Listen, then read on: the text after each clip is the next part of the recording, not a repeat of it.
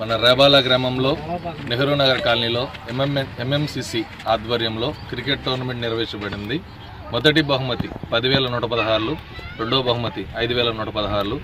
తాను మొదటి విజేతలు మన Nehru Nagar colony MMCC group first prize గెలిచారు.